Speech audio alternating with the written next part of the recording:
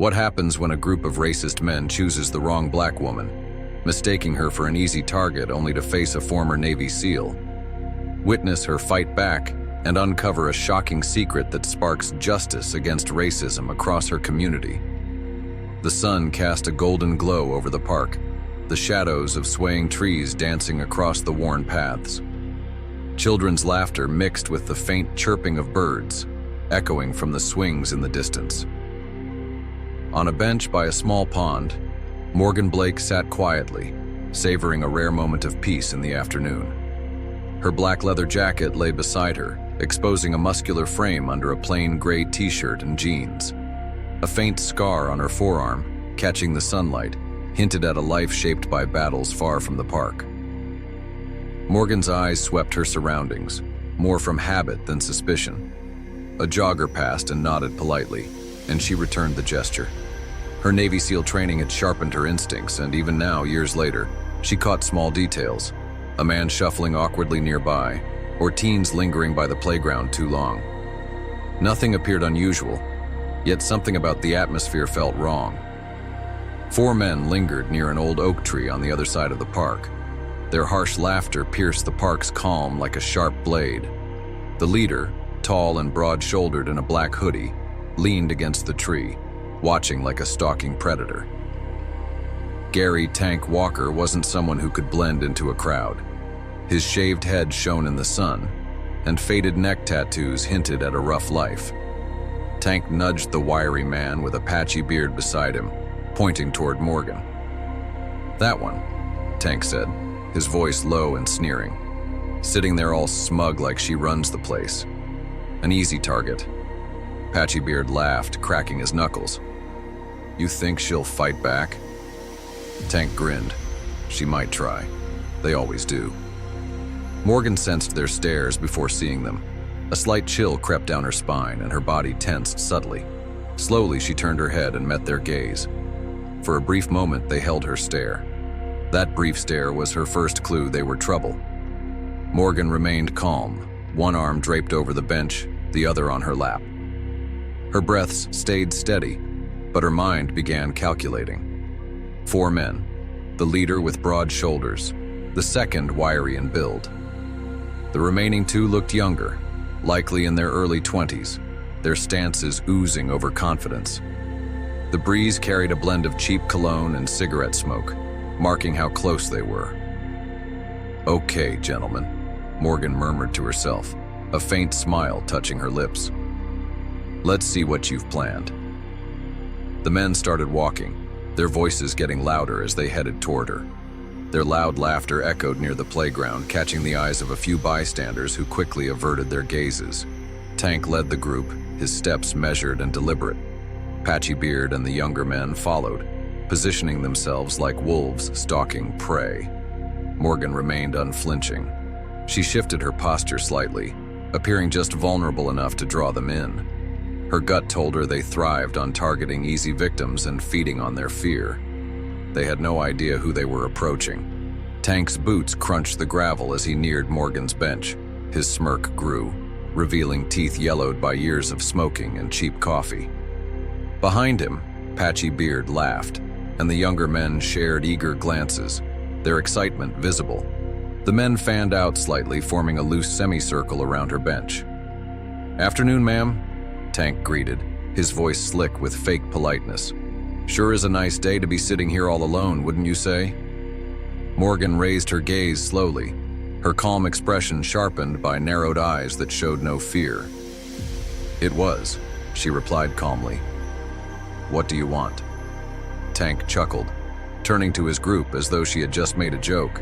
"Now that's no way to greet some friendly guys just wanting to chat. Got a problem with a couple of good old boys saying hi?" Patchybeard leaned in, his grin exposing yellowed teeth. "Maybe she's the type, Tank, thinking she's too good to talk to us," he sneered. Morgan stayed silent, her eyes scanning between them, assessing their movements and measuring distances. They had gotten closer, a little too close. They were near enough that any sudden move could ignite the confrontation she expected. "You listening, lady?" Patchybeard's voice grew harsher. "You think you're better than us?" One of the younger men sneered, his sunburned face twisted in mockery. Bet she's one of those uppity types thinking this park is for her kind now. Morgan's jaw clenched, though her voice stayed calm. I don't think I own anything. I'm just sitting here, minding my own business. Oh, hear that, boys? Tank said, stepping closer with a drawl. She's minding her business. Guess we'll take care of it for her. He gestured at the bag sitting on the bench beside her. Nice bag. Bet there's something good inside. How about you hand it over? No need to make this messy. Morgan's lips barely curved into a faint smirk. Polite, is it? Stealing from someone like me? Tank's face hardened, his fake grin vanishing briefly. What's that supposed to mean? You know what it means, Morgan replied, her voice icy. You didn't pick me for being alone. You chose me because you think I'm easy prey. The younger man advanced, his voice growing louder with anger. Got quite the mouth, huh? Bet it's the same one you use to cry racism when things don't go your way. Morgan rose from her seat with slow, deliberate movements. Standing up, she carried a presence they hadn't anticipated. Though shorter than Tank, she exuded the calm authority of someone who had faced much worse situations. Her steady, calm gaze rattled them, though none dared admit it. You really think this will go as you planned? She asked softly, her tone steady and challenging. Walk away now while you have the chance. Patchybeard laughed nervously, the unease in his tone clear. Look at her acting tough. What are you gonna do, lady? Call the cops? They wouldn't show up for someone like you. The younger men laughed too, fueled by the sick camaraderie of the group. Tank moved closer, his narrowed eyes locked on her. His demeanor had turned serious. The tension between them grew heavier, and Morgan sensed the change. This was the turning point. I don't think you're listening, lady, Tank growled, his voice dripping with venom. We're taking that bag, and maybe something else while we're at it. Morgan's heart raced, not out of fear, but from the thrill of what was coming next. Her SEAL training took over, assessing every angle, exit, and flaw in their formation. Years of rigorous training replayed in her mind. Stay composed, take control, strike decisively, and eliminate the threat completely. Still, she waited. They hadn't acted yet, and she needed to confirm the danger was real. Her hands, appearing calm at her sides, subtly moved into position for action. Tank leaned in, his voice turning into a low growl. This isn't a game, lady. Hand over the bag or we'll show you what happens when you don't respect us. Morgan locked eyes with him, her voice cold and firm. You'll regret this. Morgan tightened her hold on the bag strap and rose, her body poised but her face calm. The men sneered at her, their mocking stares filled with expectation that she'd act out of fear. Adjusting the strap on her shoulder, she said steadily, I have somewhere to be. She turned away and began walking without waiting for a reply. Her strides were steady, her breathing calm. Her pulse raced, but she refused to run. Running would only encourage them. Still, she wouldn't stay and give them the satisfaction of engaging further. Behind her, their taunts grew louder, their voices like jackals surrounding prey. Hey, where are you going? One of the younger men shouted, his tone mocking. We're not done talking, lady. Morgan ignored the comment, maintaining her steady pace while looking for a way out.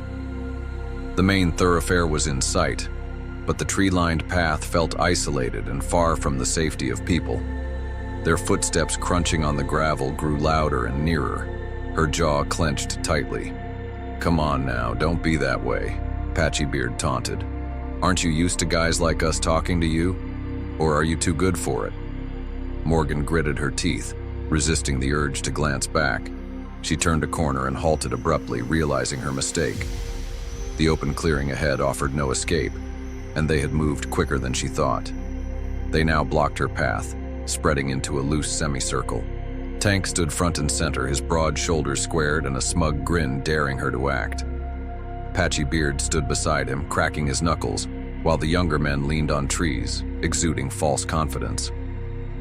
Well now, Tank said, his voice laced with fake politeness.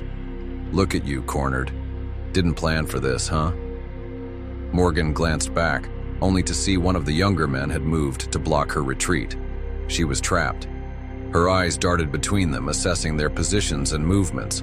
Her body remained still, but her mind raced.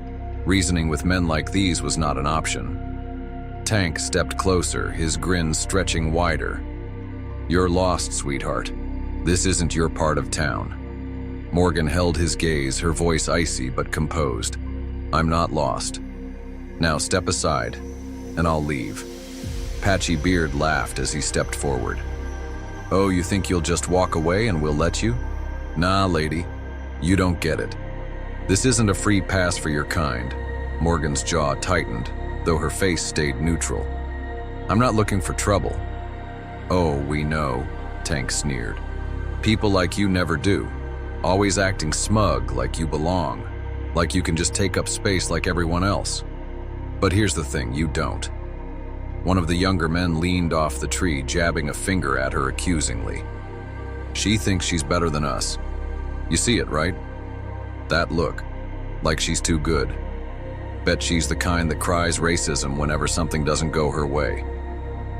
"Yeah," Patchy Beard chimed in, his tone hardening.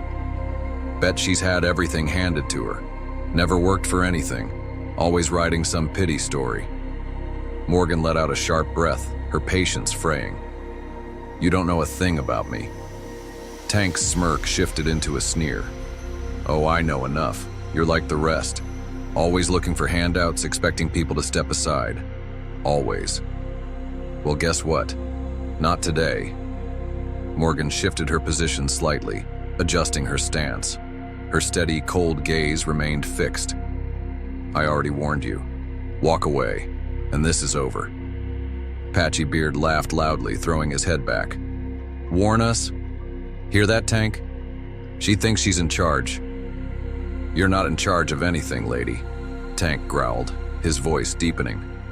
"Hand over the bag, and maybe, just maybe, we'll let you leave without a bruise."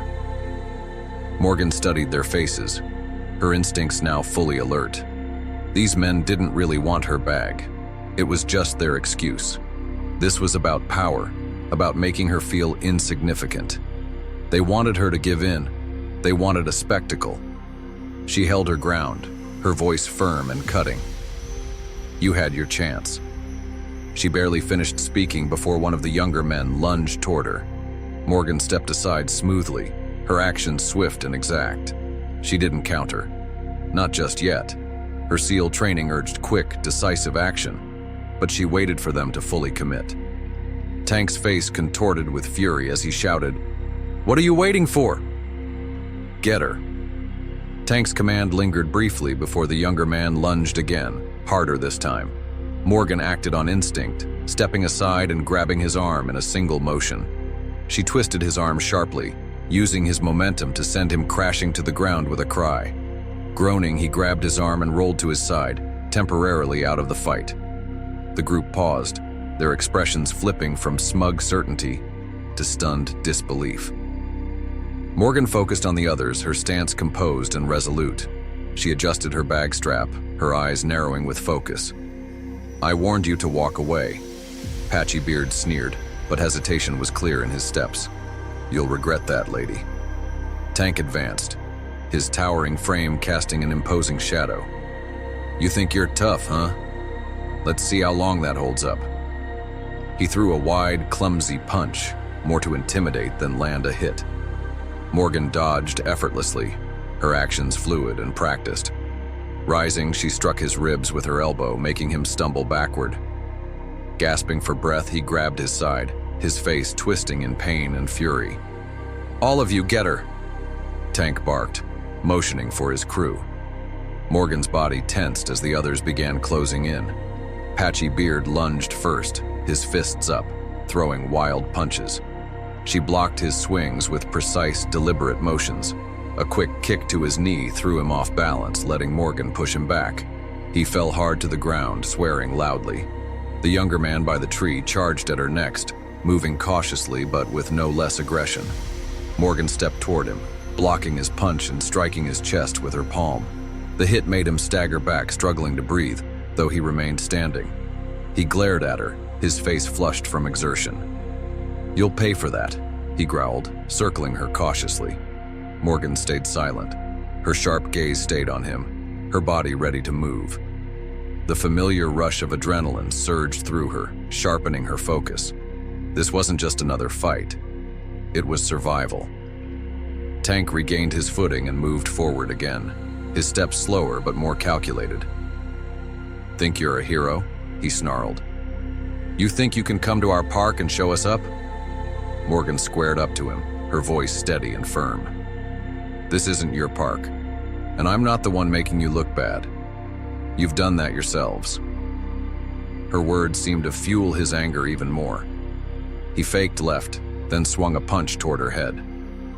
Morgan ducked, countering with a quick hit to his torso and a low kick to his shin. Tank staggered but remained standing, swinging again in frustration rather than with skill. Morgan moved aside easily, causing him to overreach and lose balance. "Come on, Tank," Patchy Beard yelled, rising shakily. "Quit messing around." Morgan saw movement from the corner of her eye and turned just in time to block a younger man's attack. He swung a tree branch like a bat, but Morgan stepped in close and twisted it from his grip. She shoved him back, making him trip over his feet and hit the gravel hard. Tank let out a roar of frustration, charging at her with full force. This time, Morgan waited until he was close, then stepped aside, letting his momentum send him crashing into a tree.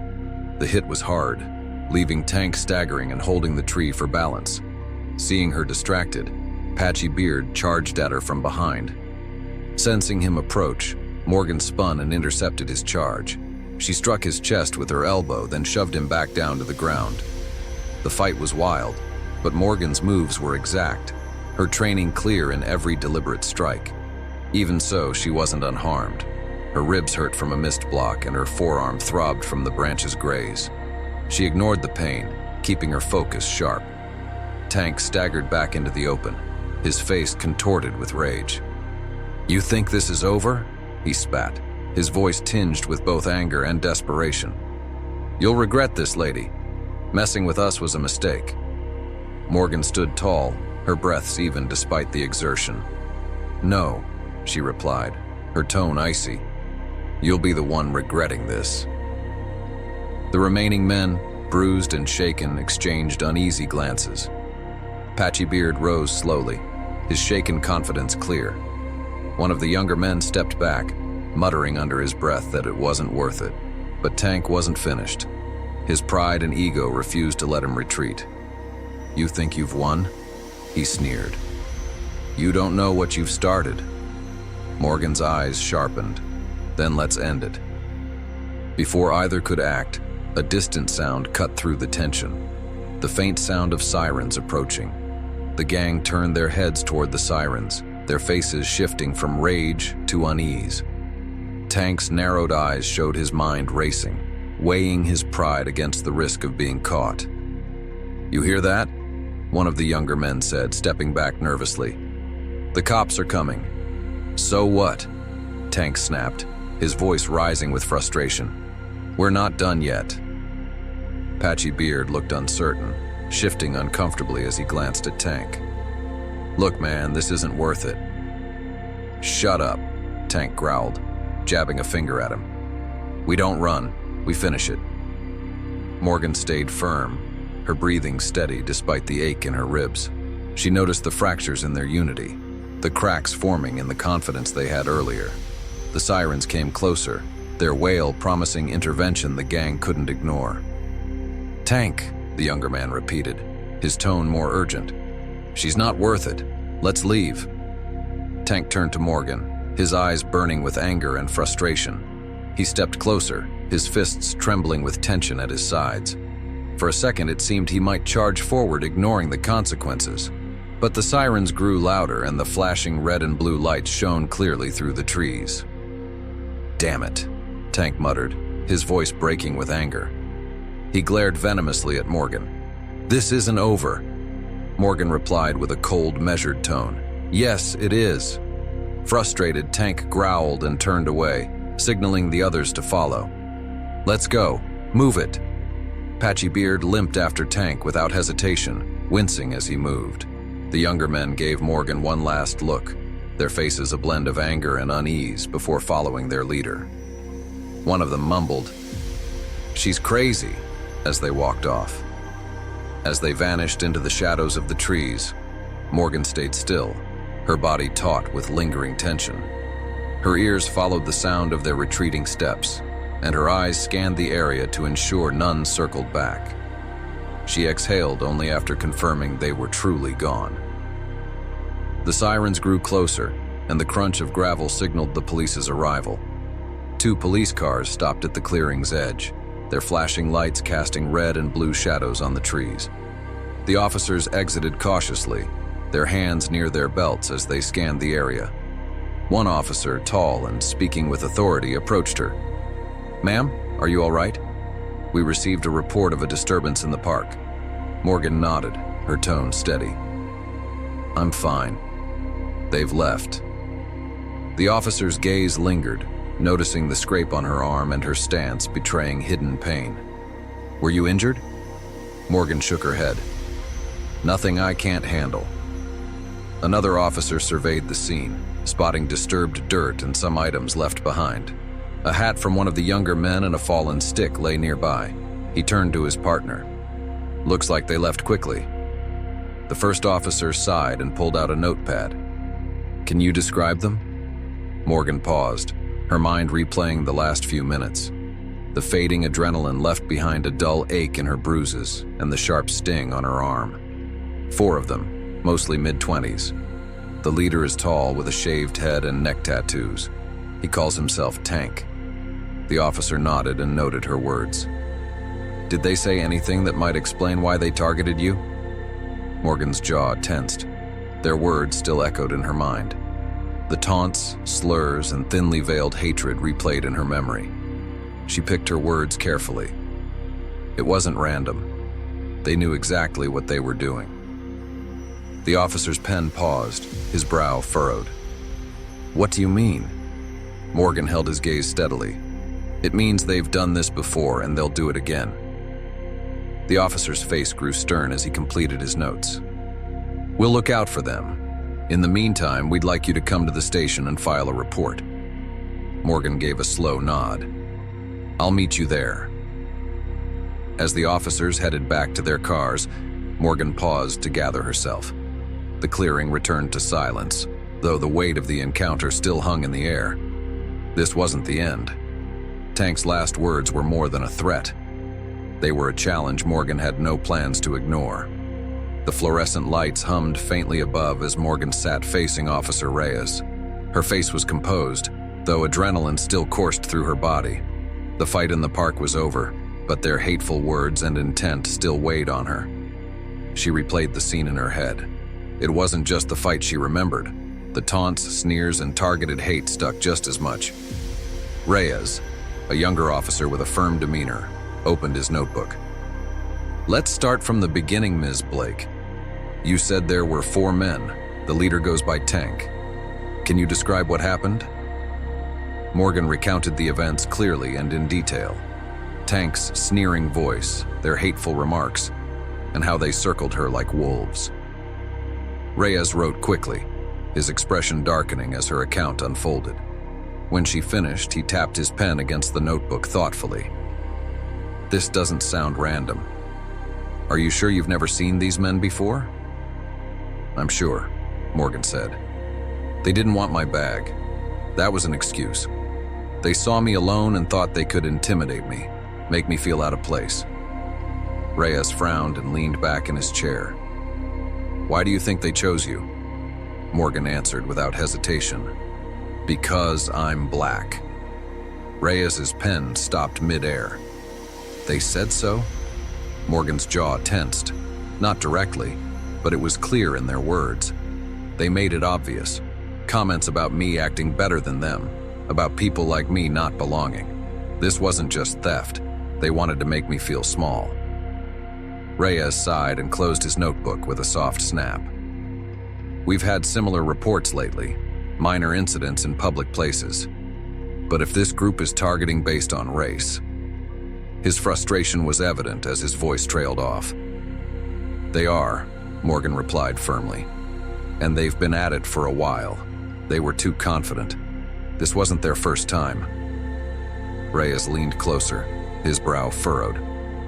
"I'll run their descriptions in the system and check recent reports. But honestly, Ms. Blake, cases like this are hard to prove. If victims don't press charges or we lack solid evidence, it's tough to make a case." Morgan's voice turned sharp. "Then gather the evidence, because I won't let this go." Hours later, Morgan sat in her living room, the faint glow of her laptop lighting her face as she searched through news reports. She wasn't one to sit back and hope things worked out. Her military background had taught her to act, and if Reyes needed more proof, she'd get it. It didn't take her long to spot a troubling pattern. Over 6 months, there were several reports of harassment and minor assaults in the area, all involving groups targeting people in public spaces. In all cases, the victims were people of color. Morgan's jaw tightened as she scanned the reports. The attackers' descriptions matched: a tall, broad-shouldered man with neck tattoos joined by younger men. Many victims didn't press charges, probably out of fear or frustration with the system. But their stories shared the same theme. The attacks weren't simply about theft.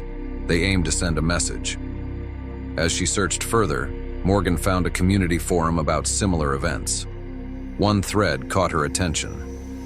These men aren't just random thugs. They go after minorities, choosing their spots, intimidating people, and disappearing fast. Nobody catches them.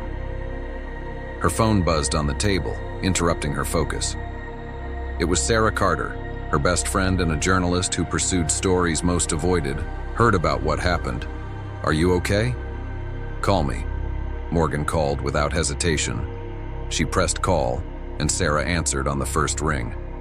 "Morgan, I saw the news. What's going on?" Morgan told her everything: the attack, the hateful comments, and the patterns she found.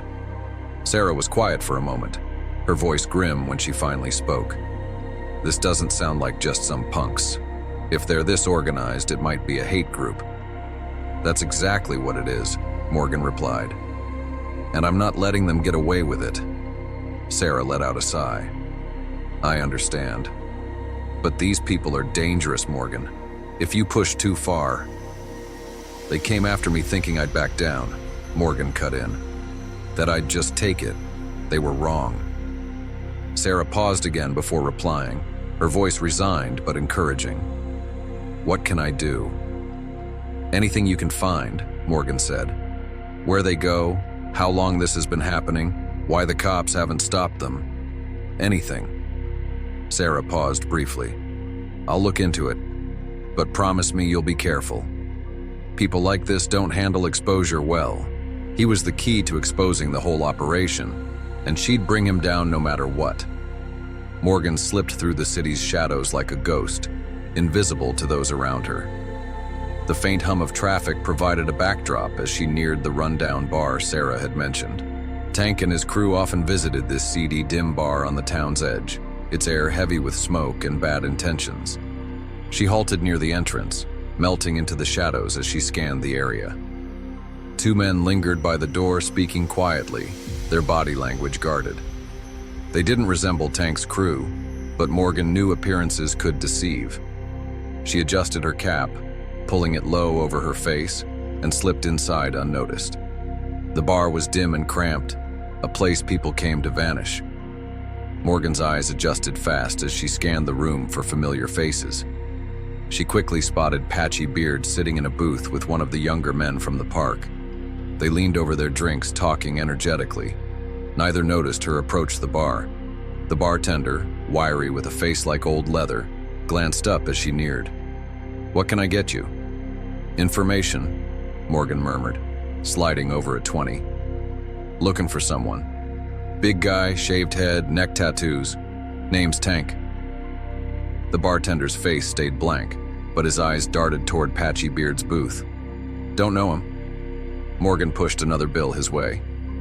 "Are you sure?" He paused, glanced at the booth again, and leaned closer.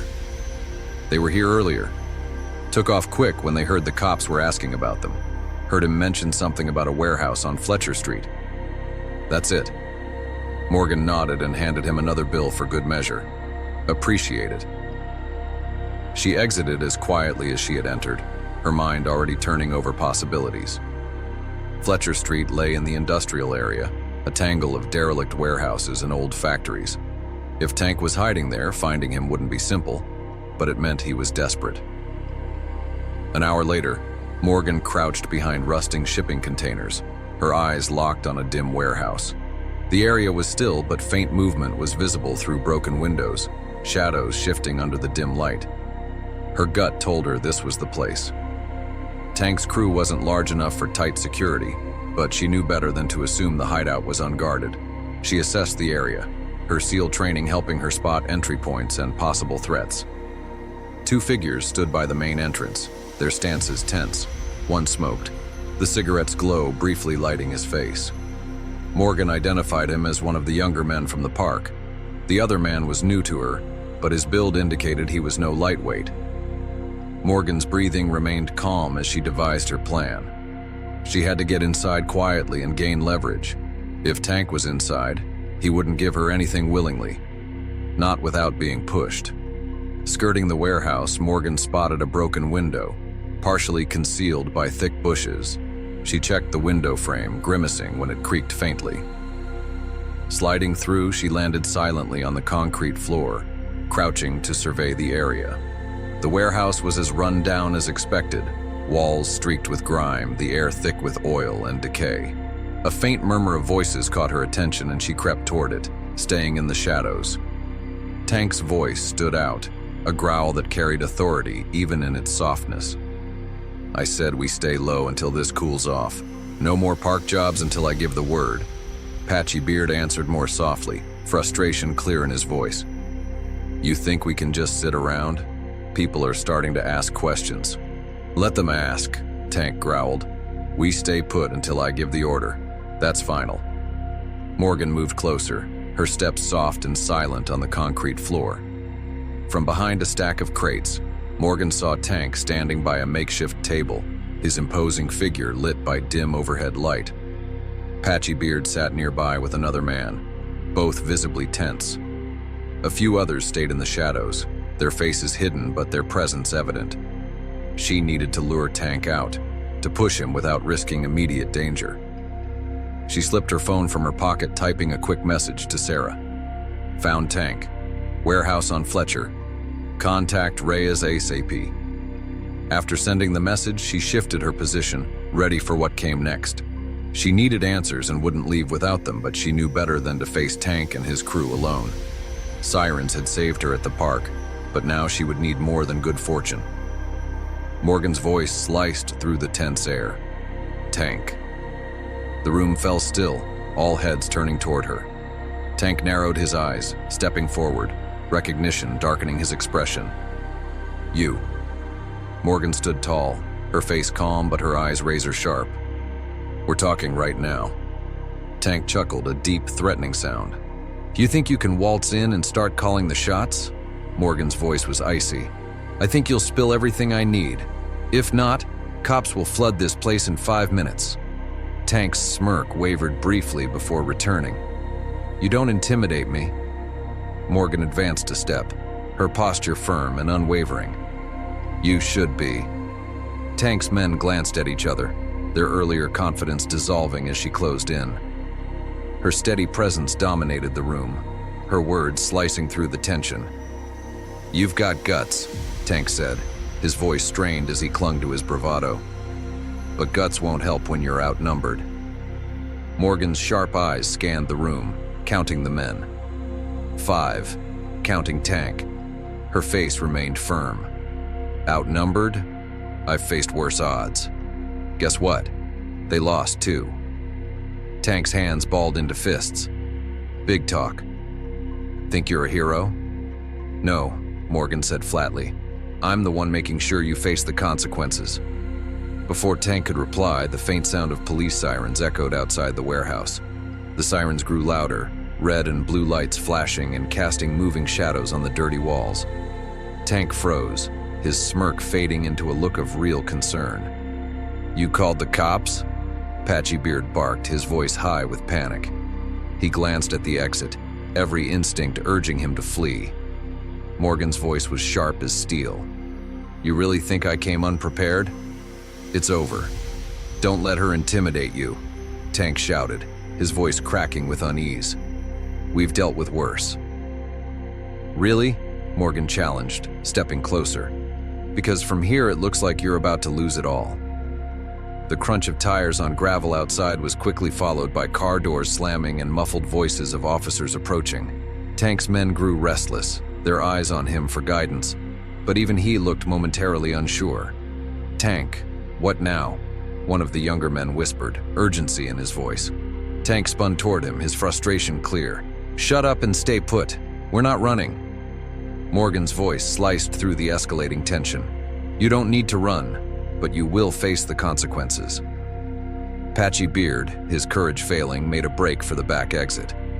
Morgan moved swiftly, cutting him off before he could reach the door. She seized his arm, twisting it behind his back with precision and forcing him to his knees. He yelped, his false bravado collapsing into panic.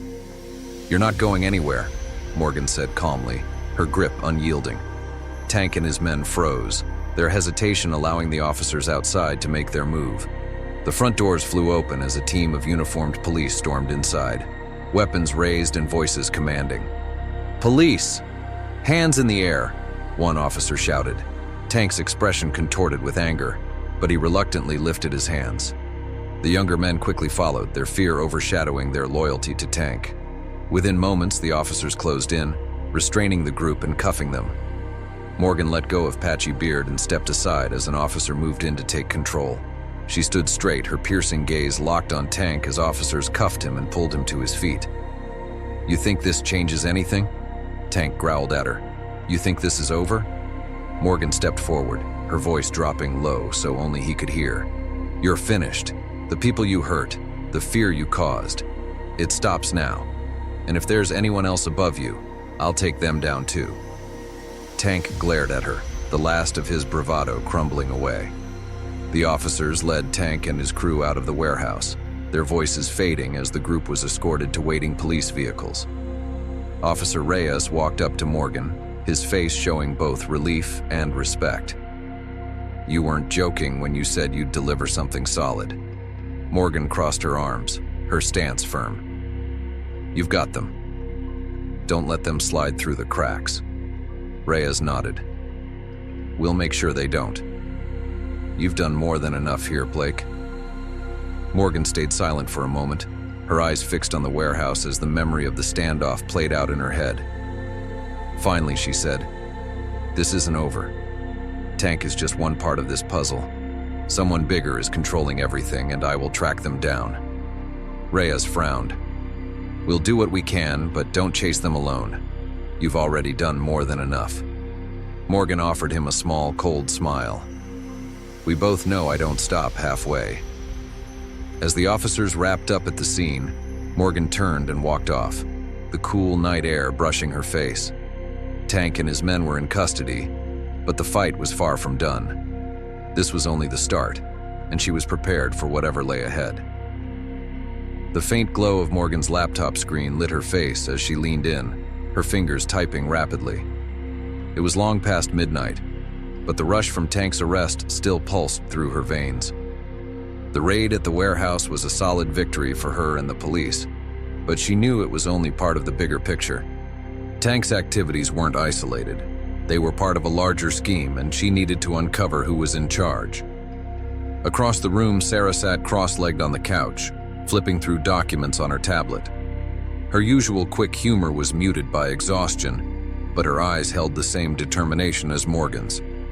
"So Reyes said they're keeping Tank in holding for now," Sarah said. "But if they don't get solid charges, he'll get a lawyer and walk. We can't let that happen." "He's not walking," Morgan said firmly. "Not if we can prove his connection to the larger network." Sarah frowned, her fingers freezing mid-scroll. "It won't be easy. These groups are cautious. They decentralize everything so no one has all the answers." "That's why we zero in on Tank," Morgan replied.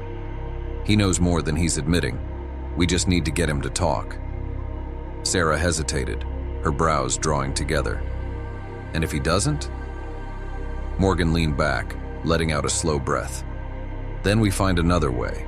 Someone else in his crew knows something. Patchy Beard or one of the younger guys. They're followers, not leaders. They'll break first. The next morning, Morgan met Reyes at the station. The atmosphere was heavy, with the hum of ringing phones and soft conversations in the background. Reyes guided her down a quiet hallway toward the interrogation rooms. "Tank's in there," Reyes said, nodding at a door with a small observation window. "He hasn't said much since last night, just a lot of posturing." Morgan crossed her arms. "Let me handle him." Reyes hesitated, skepticism written on his face. "You're sure? He'll probably try to get under your skin." Morgan's gaze was steady. "Let him try. It won't work." Reyes opened the door, and Morgan walked in. Tank slouched at the metal table, his wide shoulders hunched as he leaned back in the chair. His wrists were shackled, but his face carried a defiant look. He glanced up as she walked in, a smug smirk tugging at his lips. "Well, look who it is, Wonder Woman," he said with a lazy drawl. "What's this? Did they send you to finish what you started?" Morgan slid the chair across from him and took a seat, her body language calm but her eyes piercing. "You're in deep trouble, Tank."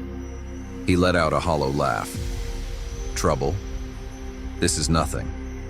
I'll be out of here before you finish drinking your coffee." "Not this time," Morgan replied, her tone steady and firm. "Your crew's already cracking. Patchy Beard is chirping and the younger guys are scared stiff.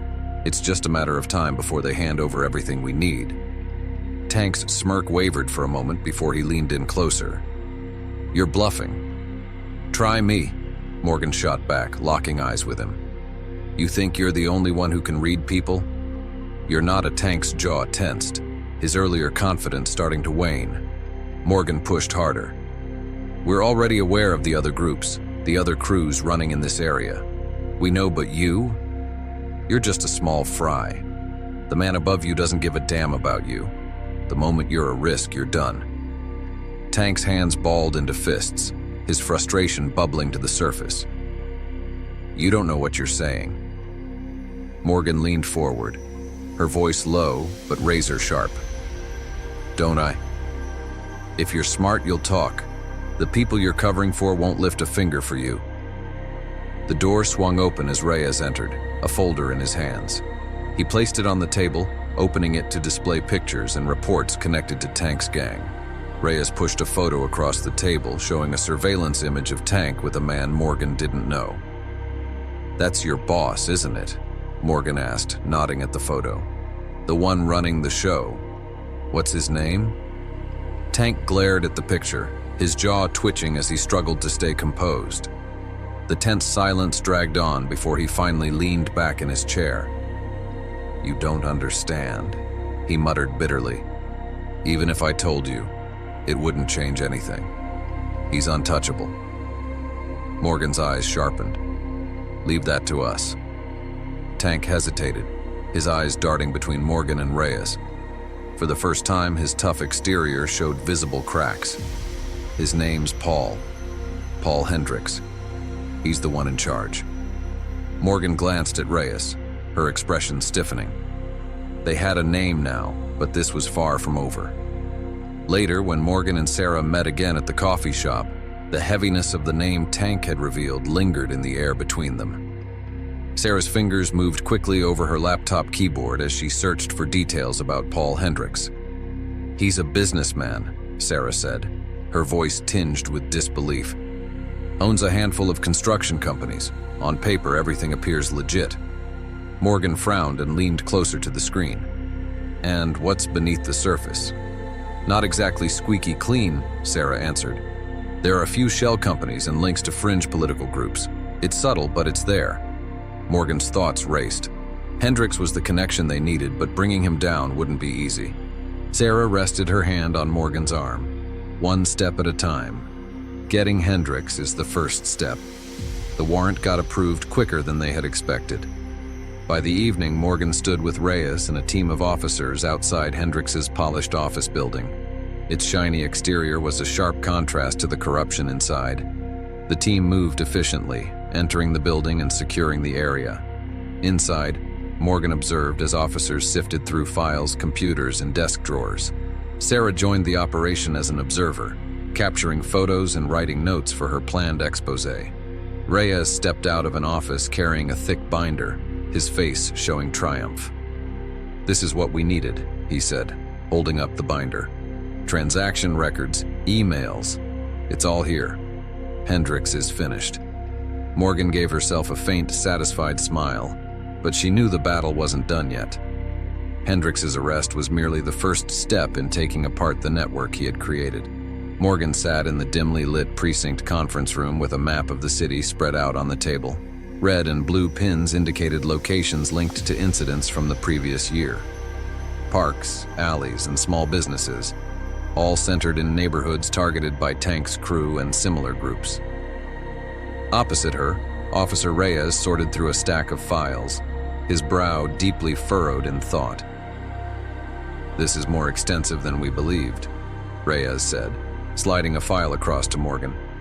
"Hendricks' name keeps appearing in connection with multiple incidents, but it's always indirect. Donations to shady groups, funding for businesses that failed after trouble arose.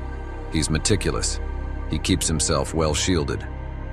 Morgan leaned closer to the map, her eyes narrowing as she followed the connections. Being careful doesn't mean untouchable. He's left a trail, and we just need to piece it together.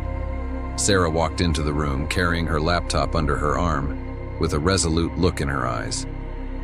"I've been looking into Hendricks' finances," she said, placing the laptop on the table and turning it toward them. "He's funneling money through a chain of shell companies. On the surface, it looks legitimate: construction consulting and community development. However, the timeline aligns with when these incidents began. He's directing funds to these groups while disguising them as donations." Reyes frowned while flipping through the documents. "If we can prove this money is financing hate groups, it becomes a federal case. But we need more than circumstantial evidence." Morgan leaned back, her thoughts racing. "Then we target his network. Tank might not know much beyond what he's told, but someone in Hendricks' circle does. He isn't acting alone." Sarah nodded, her fingers moving swiftly across the keyboard. "If we identify who manages the logistics, fund transfers, and meeting spots, we might get exactly what we need." That evening, Morgan and Reyes sat in an unmarked car near a plain office building downtown. Fluorescent lights spilled their glow onto the sidewalk, creating long shadows over the deserted street. Sarah's research indicated this building could be a central point for Hendricks' operations, a cover for his network. "We're not heading in without backup," Reyes said firmly. Morgan kept her gaze fixed on the building. "We're not going in yet. We'll watch, gather intelligence, and tail anyone who seems significant." Reyes gave her a doubtful look. "Do you honestly think someone's going to lead us right to Hendricks?" "They always do," Morgan replied steadily. "Sooner or later, everyone slips up." Hours ticked by as they kept watch over the building, and their patience paid off when a sleek black SUV arrived at the entrance. A sharply dressed man in his 40s exited the vehicle, looking around nervously before heading into the building. Morgan's eyes narrowed. "That's Thomas Kane," she said, recognizing him from one of Sarah's earlier reports. "He's one of Hendricks' key men. He manages the money." Reyes grabbed his radio. "We'll follow him when he leaves. If he's meeting Hendricks, we'll find out soon enough." Their pursuit took them to an upscale restaurant across town. From a safe distance, Morgan and Reyes observed as Kane entered and was warmly greeted by a man in a tailored suit, Paul Hendricks himself. The pair took a seat at a private table toward the back, their discussion concealed behind thick glass and drawn curtains. "This is the moment," Morgan whispered. "We've got him." Reyes nodded and reached for his radio to coordinate surveillance. "We'll secure audio and visual. If anything incriminating comes up, we'll capture it." Hours later in the precinct, the recordings captured at the restaurant played on a monitor. Hendricks spoke in a calm, measured tone, but his words were undeniably incriminating. "We've got to maintain pressure in those neighborhoods," Hendricks said with a cold edge in his voice. "If they don't feel secure, they'll leave. Then, once they're out, we step in. Cheap properties.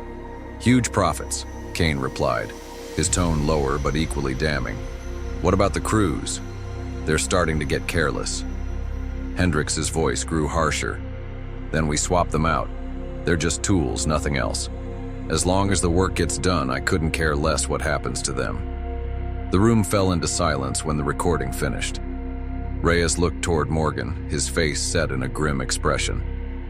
That's sufficient to bring him in. Morgan kept her eyes fixed on the monitor, her voice steady. This is enough to put an end to this. Morgan stood in the center of the precinct's operations room, her arms crossed as Reyes and Sarah laid out the documents. Paul Hendrix's name hung over them like an ominous shadow. Reyes had gone through Hendrix's files overnight, and the story they told was deeply troubling. Outwardly a respected businessman, yet with connections to extremist groups that couldn't be overlooked any longer. We're dealing with a lot of circumstantial evidence, Reyes said, motioning toward the photos spread across the table.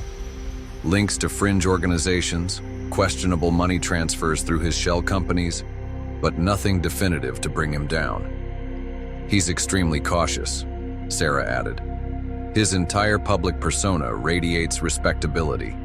Charitable contributions, community initiatives, spotless records. But these transactions, they're almost too clean, as if someone deliberately hid something. Morgan leaned closer, her eyes carefully scanning the documents. She ran her finger along a line in one of the financial reports. These transactions are oddly consistent, the same amounts at the same intervals. That's not a charitable act. That's deliberate funding. Sarah gave a sharp nod, her eyes narrowing in agreement. And take a wild guess where that money is ending up. Small, obscure organizations with intentionally vague descriptions. Community projects, local development groups, all dead ends. But they're not dead ends for us, Morgan said, her voice resolute. We've already tied him directly to Tank's crew. If we dig far enough, we'll uncover his connections to the other gangs. Reyes let out a sigh, his hand moving to rub the back of his neck. We'll need more than questionable transactions and secondhand information. We require testimony and evidence that directly links him to these hate crimes. Morgan's jaw set firmly. Then we put more pressure on Tank. He's already broken once. If we press him harder, he'll reveal even more. Reyes gave a slow shake of his head. Tank is definitely scared, but he's loyal too. He's not going to give in without a struggle. Loyalty only stretches so far, Morgan replied. He understands that Hendrix won't stand by him. He's become a liability at this point. The interrogation room seemed even colder this time, the faint buzz of the overhead light emphasizing the stillness. Morgan and Reyes sat across from Tank once more. Tank appeared more worn out now, the gravity of his circumstances clearly weighing on him. The rebellious spark in his eyes had faded, replaced by a cautious and calculating expression. Morgan set a file down on the table and pushed it across to him. The file contained the same photos and reports Reyes had shown her, but with a new page placed prominently on top. It was an arrest report detailing the capture of one of Tank's younger crew members. One of your guys cracked, Morgan said flatly. Her tone remained steady. He spilled everything we needed to link you directly to Hendrix. Tank pressed his lips tightly together, his fists balling up on the table. That's a lie. Morgan didn't so much as blink. Are you absolutely sure about that? Because if you're the last man left, all the blame is going to fall squarely on you. Hendrix isn't going to stick his neck out for you. And you know it. Reyes leaned in closer, his voice gentler but still firm. Help us solidify the case against Hendrix and you might still have a shot. If you don't, you're facing a mountain of charges that'll bury you completely. Tank's jaw clenched and unclenched, the muscles twitching as he wrestled with his choice. The silence grew long and heavy, almost suffocating, until he finally let out a sharp exhale. Fine, he muttered under his breath. What do you need to know? Morgan's gaze became even sharper. Everything you've got, how he finances you, how he sends messages, and which other crews he's connected to. Either you talk, or you take the fall by yourself. Tank gave a reluctant nod, his voice dropping. It's all run through his business fronts, mainly the construction companies. He cleans the money with fake contracts and pays us through front organizations. We're told to keep it quiet, but sometimes things spiral out of control. Morgan's steady gaze never faltered. What about the other groups? Tank paused for a moment, then gave a reluctant nod. Yeah, there are a few. They operate the same way.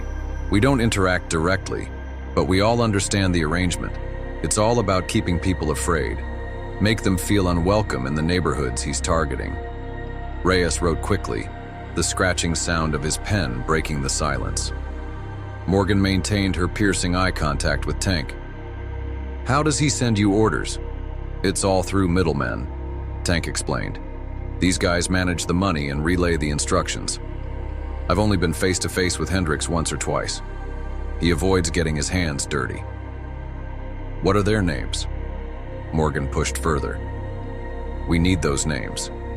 Tank listed off several names and locations, each more incriminating than the one before it. When he was done, Reyes glanced up, his expression grim but resolute. This is enough to get us started, Reyes said. We'll verify everything against what we already know. If it checks out, we've got him. Tank leaned back in his chair, visibly deflated. The fight seemed to leave him entirely. You think this is the end of it? Hendricks has connections all over the place. You won't be able to touch him. Morgan stood up, her face icy and composed. Just watch. Back in the precinct's operations room, Morgan and Sarah were going over the details Tank had shared. Hendricks' middlemen were now clearly identified, and Reyes had sent teams to pursue leads on each of them. The noose was tightening, and Hendricks' image of invulnerability was beginning to crumble. This is the breakthrough we needed, Sarah said, her tone a mix of weariness and resolve. We're finally making real progress. Morgan gave a nod, her intense focus remaining steady. He's not untouchable. He's just been manipulating the system in his favor. And now, we're going to dismantle it piece by piece. Morgan sat in the precinct conference room, exhaustion and focus hanging in the air. The table overflowed with files, photos, and notes all tied to Paul Hendricks. Reyes' team had built a strong case, but Morgan knew the hardest work was still ahead. Reyes addressed the group of officers, prosecutors, and investigators. Hendricks' network was built to stay hidden, but we now have enough to take him down. Tank's testimony gave us names, payment trails, and ties to multiple hate groups. Simmons, a sharp-eyed prosecutor, flipped through the files. We have to ensure this holds up. Hendricks is connected, and his lawyers will claim there's no direct link to the crimes. Tank's testimony is key, Reyes said. He ties Hendricks to the money funding these groups. If he doesn't fold on the stand, Simmons said doubtfully. It's happened before. The defense will rip him apart if they see weakness. Morgan, sitting near the table's edge, leaned in. Tank understands what's at risk. He's afraid, and for good reason, but he knows Hendricks abandoned him. That betrayal will make him talk. Simmons nodded cautiously. We still need more than his word. We must prove a clear link between Hendricks and these crimes. Sarah, beside Morgan with her laptop open, spoke. We have records showing money moving from Hendricks' businesses to shell accounts linked to Tank's crew. Those accounts paid for materials used in their crimes. Flyers, graffiti tools, and even weapons, Morgan added. Plus the communication logs. Tank's crew used burner phones. Some of those numbers tie back to Hendricks' associates. It's a clear pattern, a pattern Hendricks can't deny. Reyes gave a firm nod, his voice steady. This isn't simply about hate crimes. It's about tearing down a whole network built on fear and violence. If we handle this correctly, we'll send a clear message that operations like this won't go unchecked or unpunished.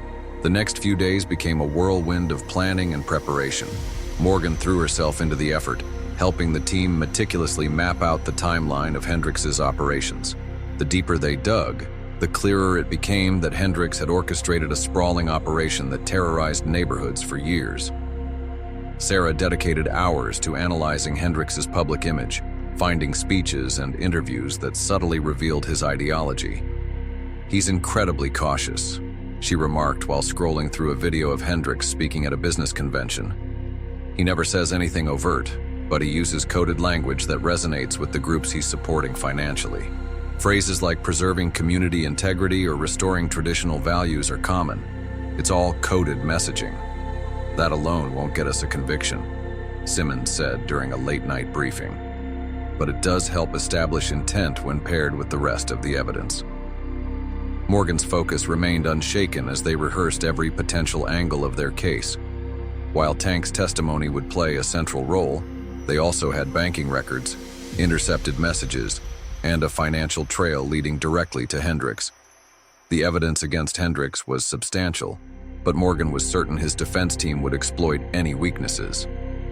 On the night before the trial, Morgan sat alone in the precinct, gazing at a whiteboard covered in photos and case notes.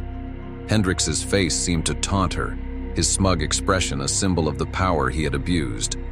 She reflected on the victims, the people Tank's crew had terrorized and the communities Hendrix had sought to dominate through fear. For her, this case was about far more than personal justice. It was about delivering justice to all of those who had suffered. Reyes stepped into the room, interrupting her thoughts. "You've worked hard to bring us to this point, Blake. I hope you realize that." Morgan didn't turn her gaze away from the board. "It's not enough until he's locked up." Reyes leaned casually against the doorframe. "The prosecution's case is solid. Sarah's investigation into the financials tied up many of the loose ends. What about Tank? He's nervous, but he understands this is his one chance to help himself." Morgan eventually turned to look at him. "Do you really think this will be enough?" Reyes's face was set with determination. "It doesn't have a choice. It has to be." The courtroom was filled to capacity the next morning as the trial commenced, the air brimming with tension. Hendrix was seated at the defense table, his tailored suit and composed exterior giving off an air of confidence. However, Morgan noticed the tightness in his jaw and how his eyes frequently flicked toward his legal team. When the prosecution started laying out their case, Tank's testimony became a major turning point. While Tank was clearly anxious, his testimony was concise and devastatingly incriminating. He laid out the payments, the directives, and the implicit knowledge that Hendrix was the one in charge. The defense tried to undermine his credibility by highlighting his criminal history and plea bargain, but the prosecution responded with overwhelming evidence backing his claims. As the first day came to a close, it was evident that the case was solid, but Morgan understood the battle wasn't finished yet. The atmosphere in the courtroom was heavy, with a silence so intense that even the rustle of papers or quiet breaths seemed amplified. Morgan sat toward the rear, her arms folded tightly as she observed the trial's final day progress. Sarah sat next to her, a legal pad resting on her lap, though her pen hadn't made a mark in several minutes. Every gaze was fixed on the defense as Hendrix's high-profile lawyer delivered his closing statements. "Ladies and gentlemen of the jury," the defense attorney began in a polished and assured tone, "my client is an upstanding businessman and a cornerstone of this community. The prosecution claims he orchestrated a web of criminal operations, all based on the testimony of a desperate man looking to avoid punishment." The lawyer motioned toward Tank, who was slumped at the witness stand, avoiding eye contact with everyone. "This is the individual you're relying on to make your case against Paul Hendrix, someone with a lengthy rap sheet who only worked with law enforcement to protect himself. Is that the sort of testimony you would base your verdict on?" Morgan's jaw clenched as the lawyer persisted in highlighting even the smallest flaws in the prosecution's argument. He was skilled, far too skilled. She glanced at Sarah, who was now writing furiously, her irritation clearly showing. At last, the defense rested its case and Simmons, the prosecutor, stood to deliver her rebuttal. Her voice was steady and her tone exact as she strode to the middle of the courtroom. "Ladies and gentlemen, the defense wants you to think that Paul Hendrix is merely an innocent businessman entangled in a series of misinterpretations, but the proof we've laid out paints an entirely different picture." She shifted her attention to the jury, her stare steady and resolute. "We've presented financial documents linking Hendrix's businesses to the funding of hate organizations. We've provided communication logs tying his associates directly to the planning and carrying out of violent actions. Additionally, we've heard testimony from someone who worked within this very network, someone who risked losing everything by stepping forward." Simmons stopped, allowing her words to sink in. Hate doesn't always hide behind a mask, nor does it always wield a weapon. Sometimes it's cloaked in a suit and masked by a polished smile. However, make no mistake, Paul Hendrix was the architect of this network of terror and intimidation. And today, you have the opportunity to ensure he is held responsible. With those final words, Simmons returned to her seat, her gaze unwavering as the judge sent the jury out to deliberate. The wait was agonizing. Hours dragged on as Morgan paced the courthouse lobby, her mind racing through every shred of evidence and moment in the trial. Sarah stood with her back to the wall, her arms folded, observing Morgan with a worried expression. "You've done all you can," Sarah said softly. "It's not in your control anymore." Morgan stayed silent. She knew Sarah was correct, but that didn't ease the torturous wait. At last, a court officer appeared in the lobby. "The jury has come to a decision." Morgan and Sarah shared a look before joining the crowd as they returned to the courtroom. The room was crowded, the atmosphere charged with expectancy. Hendrix remained seated at the defense table, his face impassive as the jury re-entered the room. The foreman stood up, clutching a slip of paper in his hand. The judge directed his attention to the foreman. "Has the jury reached its verdict?"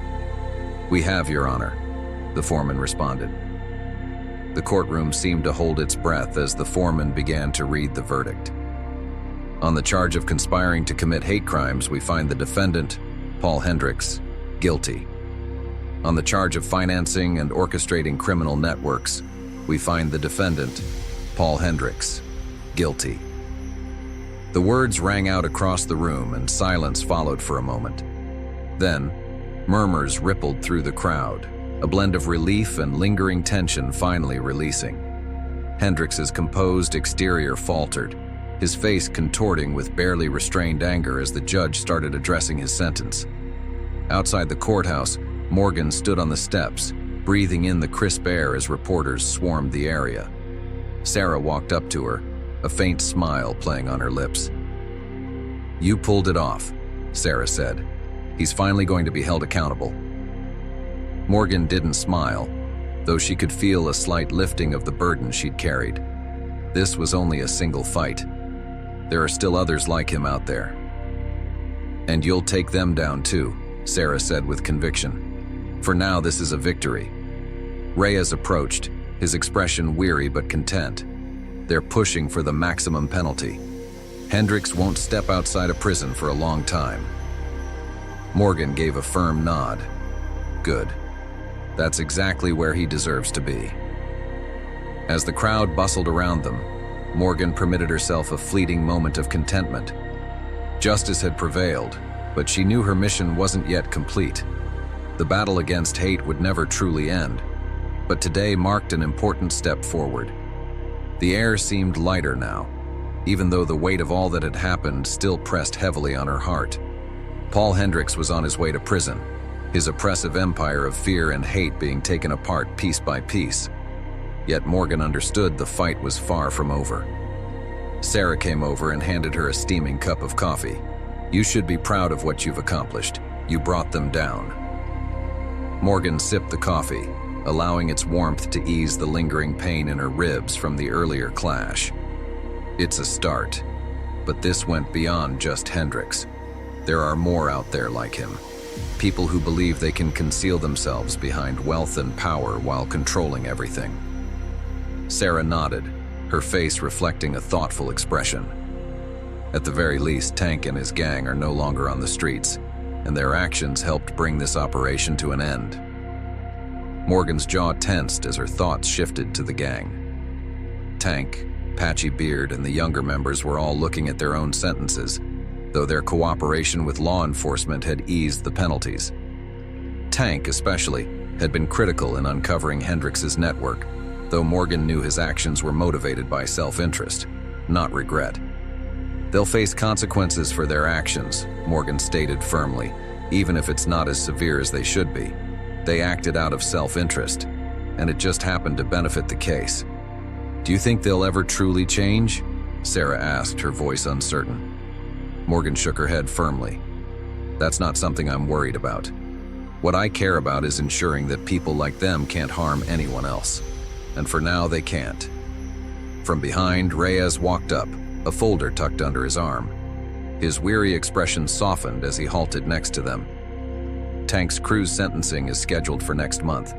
Tank is facing a minimum of 10 years, and the others are looking at sentences of 5 to 7 years, depending on how much credit the court gives for their cooperation.